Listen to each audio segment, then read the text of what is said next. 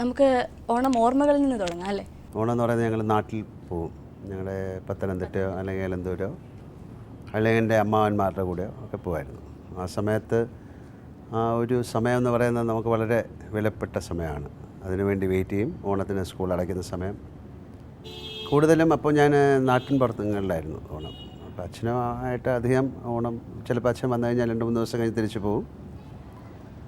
പിൽക്കാലത്ത് സിനിമയിൽ വന്നതിന് ശേഷമാണ് ഒരു പക്ഷേ എല്ലാ ഓണത്തിനും ഞാൻ അച്ഛനുമായിട്ട് അച്ഛനമ്മയായിട്ട് എപ്പോഴും എല്ലാ ഓണത്തിനും ഞാൻ അവിടെ പോകുമായിരുന്നു. ഈ ചെറുപ്പകാലത്തെ കാര്യമാണോ ലാലേട്ടൻ പറഞ്ഞത്?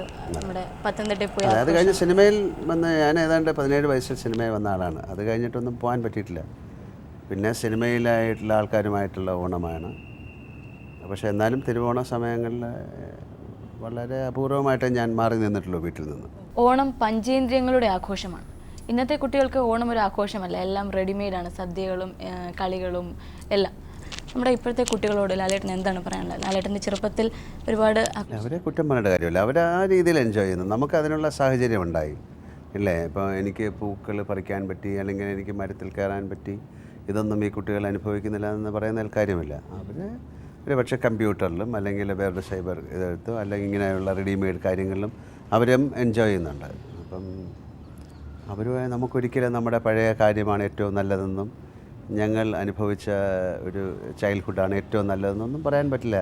അവർക്ക് അവരുടേതായിട്ടുള്ള എൻജോയ്മെൻ്റ് ഉണ്ട്.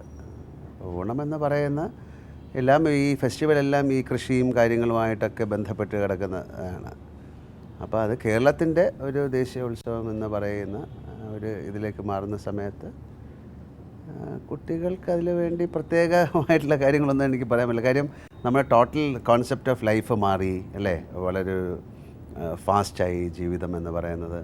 അപ്പോൾ നമ്മൾ അനുഭവിച്ച കാര്യങ്ങളെല്ലാം തന്നെ നമ്മുടെ കുട്ടികൾക്ക് പകർന്നു കൊടുക്കാൻ ഞാൻ ശ്രമിക്കാറില്ല. അവർക്ക് അവരുടേതായിട്ടുള്ള രീതികളിലുള്ള എൻജോയ്മെൻറ്റുകളിൽ അവർ ഓണാഘോഷിക്കട്ടെ. അതിന് നമ്മളെന്തിനാ തടസ്സം നിൽക്കുന്നത്? So let them enjoy the Onam. അവർക്ക് എങ്ങനെ ഇഷ്ടപ്പെടുന്നോ അതുപോലെ അവർ എൻജോയ് ചെയ്യട്ടെ. ഹിമസാഗരങ്ങളിൽ, യുദ്ധക്കളങ്ങളിൽ കണ്ണിമ ചിമ്മാതെ നമ്മുടെ രാജ്യം കാക്കുന്ന ഇന്ത്യൻ ഭടന്മാർ. ആ കാഴ്ച ലാലേട്ടൻ നേരിട്ട് കണ്ടതാണ്. കാർഗിലിലൊക്കെ പോയി അവിടുത്തെ അനുഭവം ഒന്ന് പറയുമോ? നമുക്കൊരിക്കലും അതൊരു ഒരാളോട് പറഞ്ഞാൽ മനസ്സിലാകുന്ന കാര്യമല്ല. അത് അനുഭവിച്ചറിയേണ്ടതാണ്. കാര്യം കാർഗിൽ എന്ന് പറയുന്ന സ്ഥലത്ത് എത്തപ്പെടണമെങ്കിൽ തന്നെ ഏതാണ്ട് നമ്മൾ ഈ ശ്രീനഗർ എന്ന് പറയുന്ന സ്ഥലത്ത് ഇറങ്ങിയിട്ട് 8 മണിക്കൂറോളം അല്ലെങ്കിൽ 6 മണിക്കൂറോളം കാറിൽ സഞ്ചരിക്കണം. ആ വഴി എന്നൊക്കെ പറയുന്നത് വഴിയൊന്നുമില്ല. അത് പലപ്പോഴും ഈ ലാൻഡ് സ്ലൈഡിലൊക്കെ എപ്പോഴും വേണമെങ്കിലും മുകളിൽ നിന്ന് കല്ലുകൾ വരാം. മനസ്സിലായില്ലേ? വീണ്ടും തണുപ്പൊക്കെ കഴിഞ്ഞിട്ട് അല്ലെങ്കിൽ സ്നോയൊക്കെ കഴിഞ്ഞ് കഴിഞ്ഞാൽ ആ കല്ലുകളൊക്കെ ഇളകി വളരെയധികം ആക്സിഡൻറ്റുകൾ നടക്കുന്ന സമയമാണ്.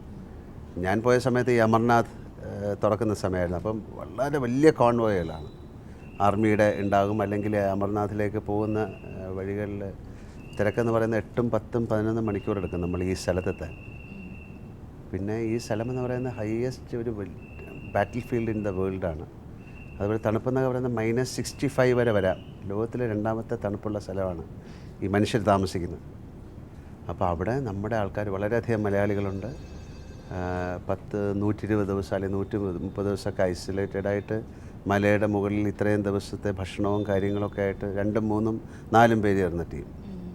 അവർ ഈ കോവർ കഴുതകൾ അല്ലെങ്കിൽ കുതിര പോലെയുള്ള സാധനത്തിൻ്റെ മുകളിൽ സാധനങ്ങളൊക്കെ കയറ്റി മുകളിൽ പോയി അവർ അവിടെ നിൽക്കുകയാണ് നമുക്ക് വേണ്ടി. അതൊരു വല്ലാത്തൊരു കാഴ്ചയാണ്.